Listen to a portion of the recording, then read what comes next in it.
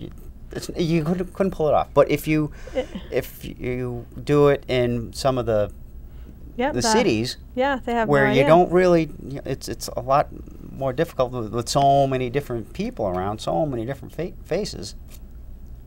It can happen. So it can happen. And I think it's pretty easily, and we've seen that it has happened historically. Healthcare costs, they are rising as fast as they possibly can, faster than anybody thought. What do you think government's role should be in trying to help this, bring them back to earth? Well, I think what the Supreme Court did was they said that Obamacare was not unconstitutional. They viewed it as just a tax. And then they viewed it as just a tax. And that 2,000-page document that the legislators didn't have time to read, and many of them didn't know what was in that document. It boggles my mind, first of all, that they would vote for a document that they don't know the particulars of.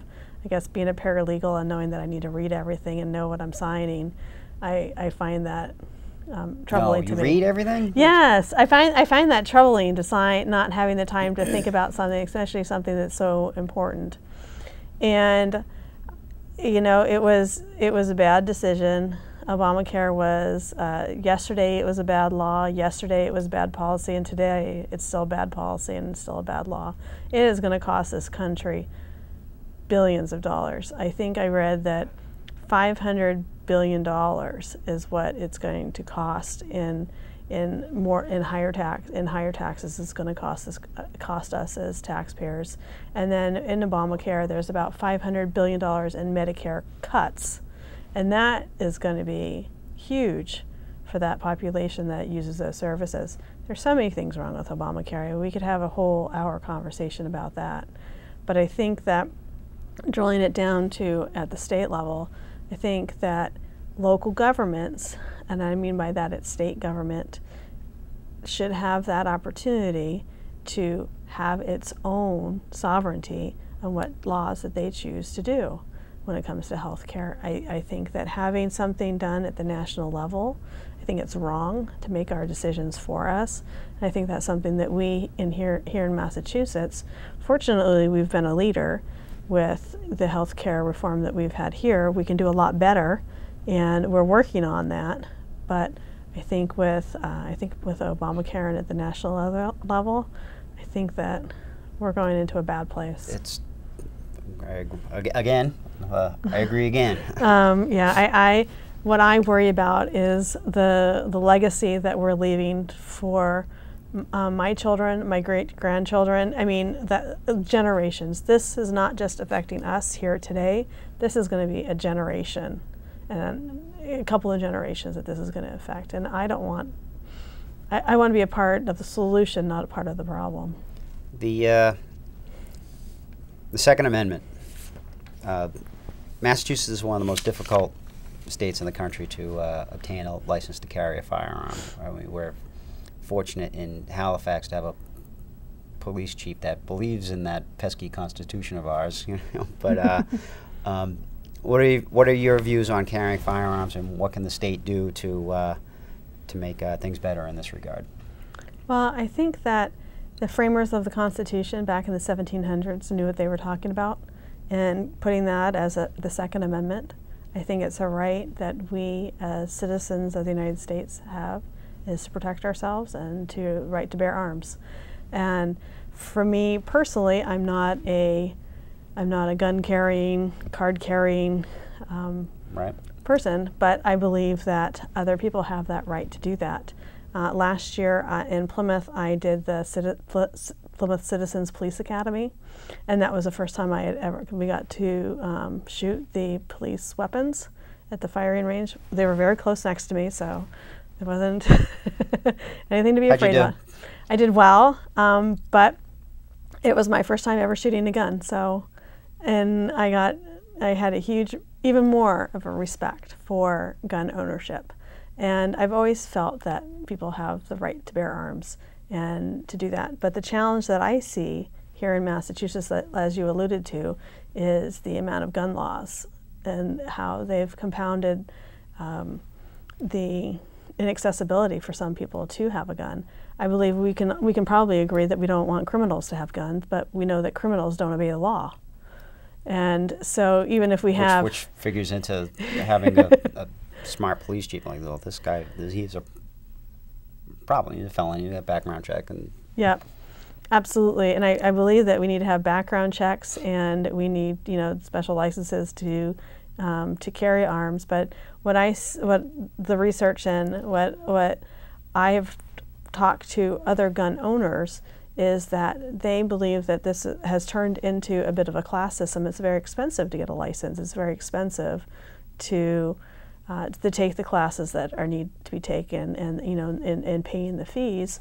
And so maybe the person that, you know, this honest, hardworking person, but then doesn't have the financial income to pay for all of these fees, they might not be able to have a gun. On top of the cost of the weapon and the itself. ammunition anyway. Exactly. And why wouldn't they have that right to do that? And so it kind of creates a little fee, or a little class structure, so only the people that can afford to have a gun can have a gun. Right. And I don't believe that that's what the framers of the Constitution thought that would be important.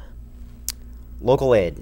I've always said that the best way to get the money out of government is to not send so Absolutely. much there in the first place. So you know, this applies to the town hall, Beacon Hill, Washington. How do we stop this? It seems like you look at your paycheck, and the number on the left side of your paycheck stays the same or goes smaller, but the numbers in the middle, Mm-hmm. the deductions keep going up and up and up. Yeah. Which means the number on the end is on going the lower paycheck and lower. is, if you're fortunate enough to have a number, If you have a job, if you have a paycheck, if you have a paycheck, and if you have a job, it's a big challenge. I believe that local money, as much as we can, keep it local, because I believe that we know, just as, you know, when you run your family and stuff, you can keep control, and you can manage your own budget. But the moment you turn that over to somebody else, they have their interests. Then you turn it over to another level, they have their interests, and so the money gets dissipated in different directions. So I think the best way, like you said, I totally agree, we keep as much money as we can locally, and then and that has to do, for example, for the income tax, and bringing the income tax level back to where we voters wanted it to be, back down to, what, 5%. And it's at 5 point... which we were told it was going to, but... Yeah, but it just hasn't. It's at 5.3? Still at 5.3, and we voted, you know, a number of years back to get it down to 5%. That, if we were down at 5%, the money would be back where it should be, and that's in our pockets. I know how to spend my money better. But we're just voters. We I can't know. be trusted with trusted with that. Who do we think we are? Exactly. All right. And I think that in spending money, I think I do a better job at spending my own money than having the government spend it for me. These are the same people that would spend $600 on a toilet seat and stuff like that. You remember? Yes, I remember that. These are the same people that are taking that money and giving it to EBT cards. Ah, good plan. Education. Yeah. As a school committee member in Plymouth, you've seen the good, the bad, the ugly with respect to the education system. How is it working? How is it not working? How can we fix it? Where are we spending too much money and not enough money? Well, help us. Help us. Help me help you, right? Yeah. Well, there are so many facets of the education system. When we talk about where we are as compared to other states, Massachusetts, we're fortunate. Massachusetts has very well educated students. The good. That's the good. Right. Because if you were to take just Massachusetts on its own and compare it to any of the other top performing European countries or Japan, I believe we would be like number 2 in the world if you just take Massachusetts alone in math and English. We are doing exceedingly well in those 2 areas. So that's the good. Right. We've worked hard. We've spent, since 1993, we've invested a lot of money in ed reform and in educating our children. And we've taught them really well how to pass a test. How to pass a test. How to pass a test, because that's what we're talking about. We're talking about MCAS. So we've taught them really well how to pass a test. Now the bad. The bad about that is we've taught them how to pass a test. We haven't really focused on 21st century skills. That's working in groups, how to collaborate. When a student graduates from high school, you want them to have the skills that they need to succeed in college.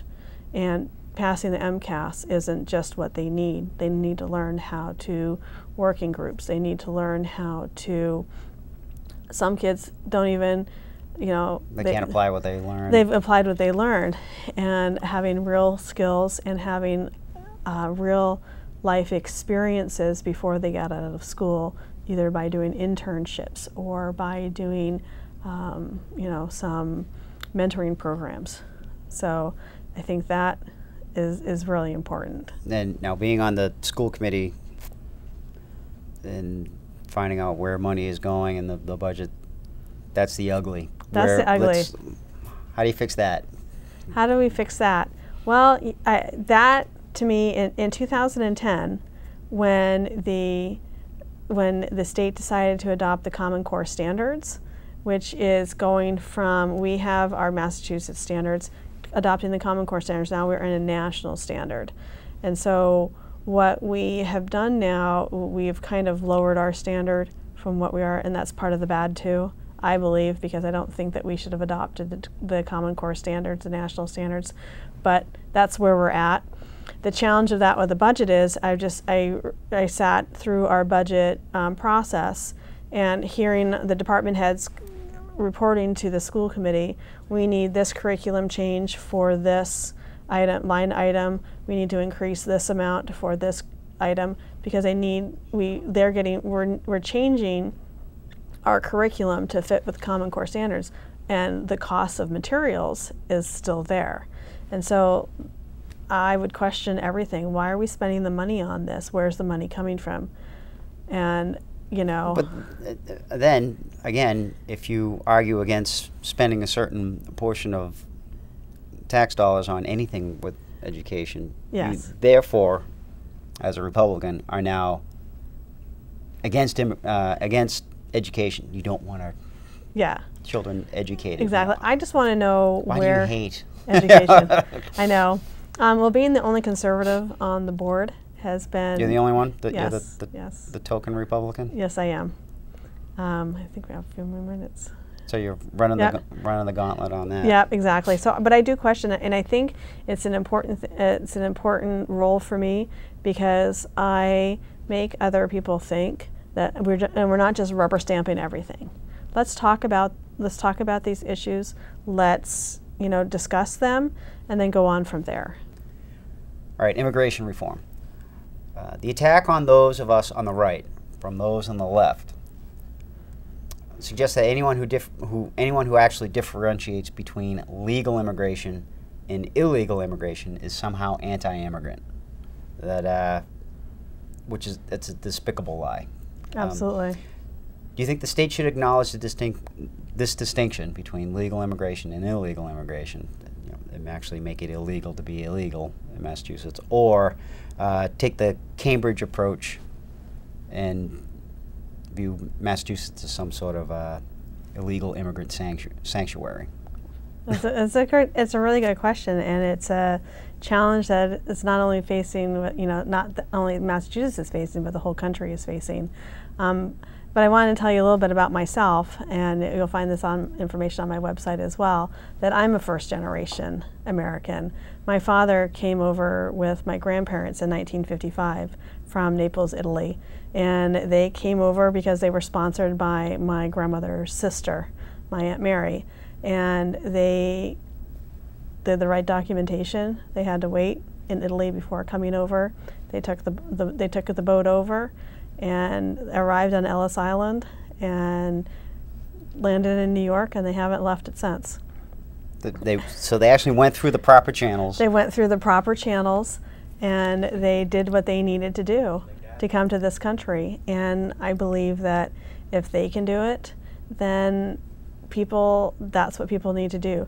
I understand that there are people in desperate situations that come from countries that are in desperate need, and they are in desperate need to be in a place where they can succeed. I've lived in a third world country.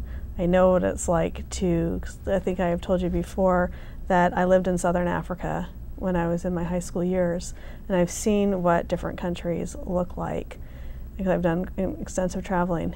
And I understand that the American dream to build something from nothing, and people want to do that. But I believe wholeheartedly that there are laws in place, and there are laws in place for order. And people and us, we need to be law-abiding citizens. And we want immigrants to come into our country because our country is based on immigration. We've been immigrating, people have been immigrating to this country for hundreds of years. So what does your family say when they hear the opposite side of that argument? You know, my family is very proud of what they have accomplished, and they're very proud of the fact that they came in legally and they became citizens, and are upset when they read and when they see in the papers or see on TV people coming in improper channels. They understand it because where my family came from is completely different than the life that they live now. My father grew up in a home with a dirt floor and outdoor plumbing.